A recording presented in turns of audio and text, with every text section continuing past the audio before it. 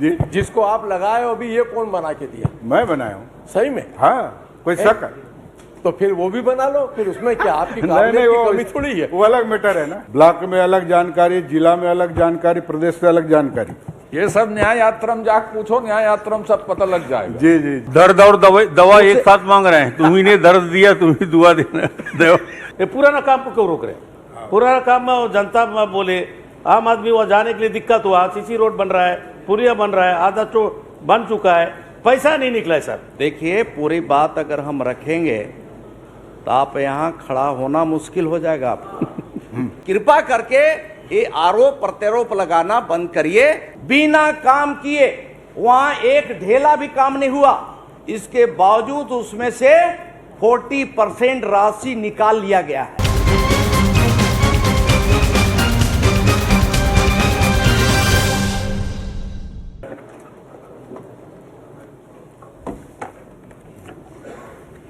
माननीय अध्यक्ष महोदय, यहाँ जनता की समस्या उठाने के बजाय नेता प्रतिपक्ष या तो पलायन कर देते हैं और दिन भर के लिए बहिष्कार कर देते हैं।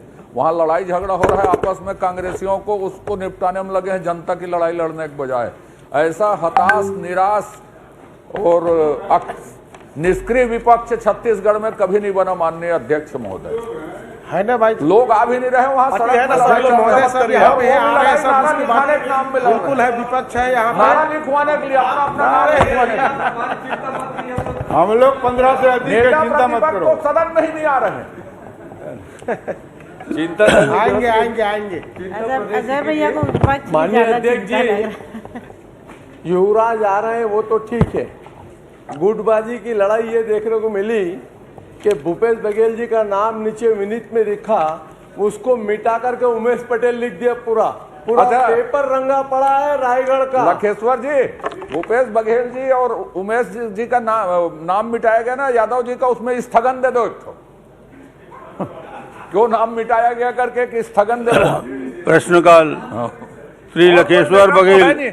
और कोई मैटर तो है नहीं, इसलिए उसी में स्थगन दे दो। बना के दीजिए, आप बना के दीजिए, लगा दीजिए। चलिए प्रश्न लीजिए। जी भाई, ये कौन बना के दिया? जी, जिसको आप लगाए हो अभी, ये कौन बना के दिया? मैं बनाया हूँ। सही में? हाँ, कोई शक है? तो फिर वो भी बना लो, फिर उसमें क्या आपकी नहीं काबिलियत नहीं, की कमी थोड़ी है। वो अलग मैटर है ना।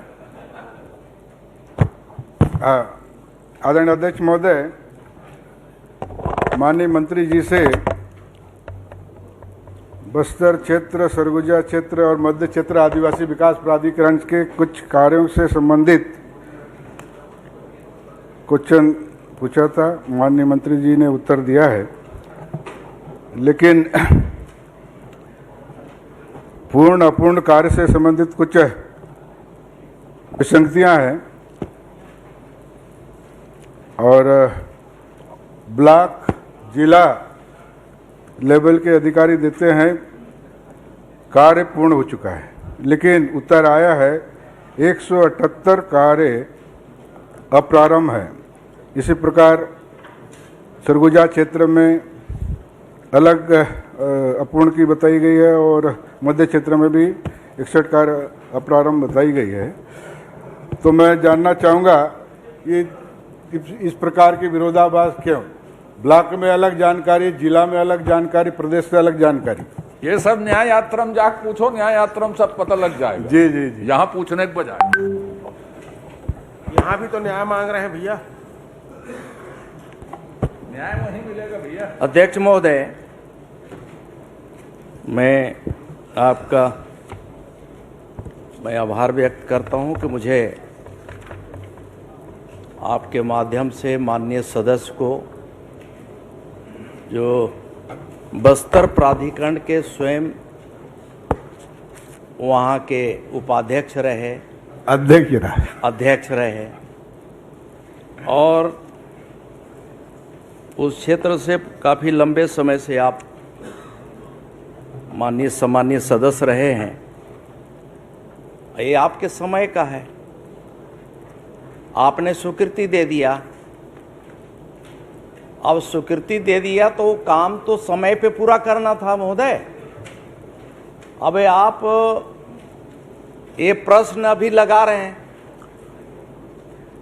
तो महोदय हमने पूरी जानकारी दिया है कि जो अभी तक इतने दिनों के बाद प्रारंभ जो नहीं हुआ, दर्द और दवा एक साथ मांग रहे हैं। तुम्ही ने दर्द दिया, तुम्ही दुआ देना दो।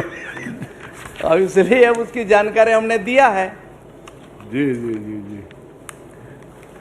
लेकिन मैं ये जानना चाह रहा था, ब्लॉकों से जानकारी आई है अपराम किए हुए कार्य के निरंक, लेकिन आपके द्वारा जवाब में दी गई है कि इतने कार्य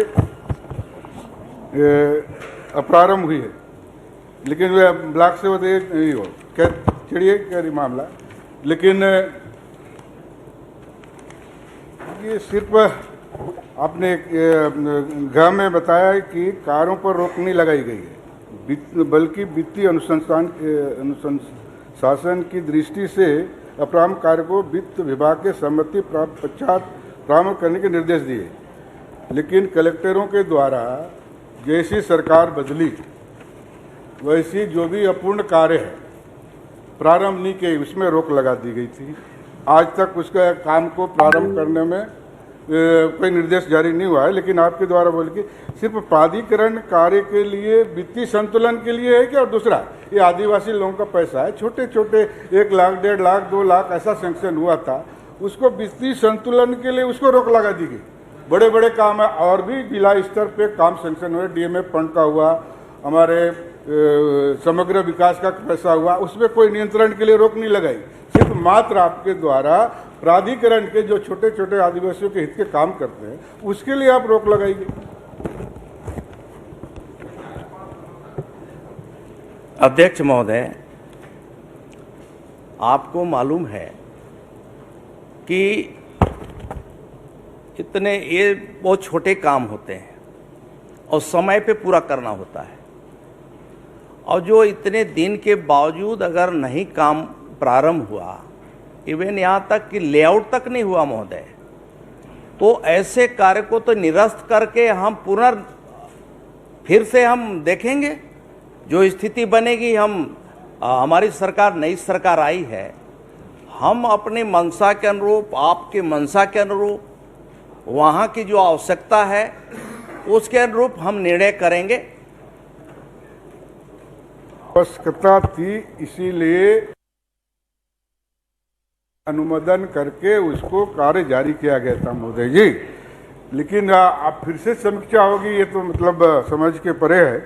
लेकिन मेरा निवेदन है, ये छोटे छोटे कार्य है और आदिवासियों के साथ इस प्रकार के आदिवासी मंत्री, ट्राइबल मंत्री भेदभाव न करे और तत्काल जारी करने के लिए, कार्य प्रारंभ करने के लिए निर्देश दे, यही चाहता हूँ। अध्यक्ष महोदय, मैं माननीय सदस्य को बताना चाहूँगा कि हमारा अभी प्राधिकरण का नया गठन होगा, और जब गठन होगा तो आप माननीय सदस्य तो रहेंगे ही, इस विषय को आप वहाँ भी रखिएगा, उस पर जरूर पुनर्विचार किया जाएगा। माननीय मंत्री साहब, उस काम को जनता ने सुन के पहले भेजा है। अभी नया काम, नया सरकार आए तो नया देव ना, कौन रोक रहा है? ये पुराना काम को क्यों रोक रहे हैं? पुराना काम में जनता बोले, आम आदमी वहाँ जाने के लिए दिक्कत हुआ, सीसी रोड बन रहा है, पुलिया बन रहा है, आधा तो बन चुका है, पैसा नहीं निकला है सर, और उसमें दिक्कत है। लोग कुली की, हमारा मिस्त्री हो, सरपंच हो, बहुत दिक्कत है उसमें। अगर जांच करके जितना काम हुआ है उनको देने से, यार जो गोदी वाला गरीब आदमी दादी, वहां से लोग बोल रहे हैं सरपंच सरकार से पैसा नहीं मिल रहा है, रोक डाला है। सरकार बनते ही आपने इतना पैसा वापस बुलाया था, वो आज तक स्वीकृत नहीं हुआ। पैसा कहाँ गया आप तक पता नहीं चला। वो तुम कर लेना ना, उसको तुम कर लेना। डाली है, आप ही ने डाली, आप ही भुगतो उसको।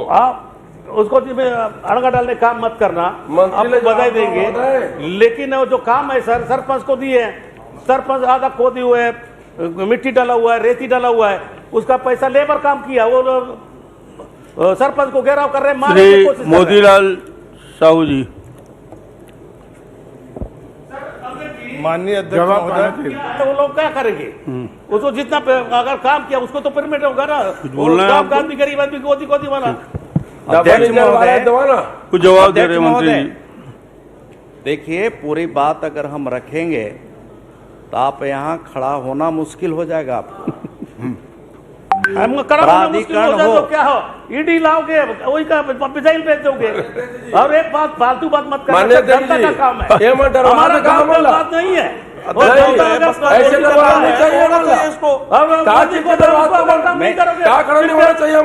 हमारे लिए बोल रहे हैं क्या? हमारा घर का काम के लिए बोल रहे हैं क्या? ईडी ने कौशिक जी आपकी बात आ गई। माननीय अध्यक्ष बोलते जनता का काम है, बिल्कुल जनप्रतिनिधि दिया है, वो जो लेबर जो परेशान हो रहा है। मंत्री जी का उत्तर सुन लीजिए, मंत्री जी का उत्तर सुन लीजिए। मैंने बता दिया भाई, बता रहे हैं। ये तीनों प्राधिकरण में जितने अपरारंभ हैं और जो कार्य अपूर्ण है, तो बता रहे, सुन जो लीजिए, कार्य अपूर्ण कौशिक जी है, सुन लीजिए, जो बता रहे हैं उसको सुन लीजिए। उसमें मैंने बता दिया कि बस्तर प्राधिकरण की अपूर्ण कार्य 1045, उसको पूर्ण कराना आपकी भी जिम्मेदारी है, हमारी भी जिम्मेदारी है। और एक कार्य होना चाहिए, ये पूर्ण होना चाहिए जी। लेकिन महोदय, तमाम सारे विभाग का जितने भी जो अपरारंभ कार्य थे, तमाम सारे विभागों का जो निर्माण एजेंसियां थी, उन सबको शासन के निर्देश से ही वो सबको निरस्त किया गया है। ये शासन ने आदेश जारी किया है और ये कोई ऐसा नहीं है कि हमारी सरकार कर रही है, इसके पहले भी इस तरह के आदेश जारी होते रहे हैं। और इसलिए कृपा करके ये आरोप प्रत्यारोप लगाना बंद करिए।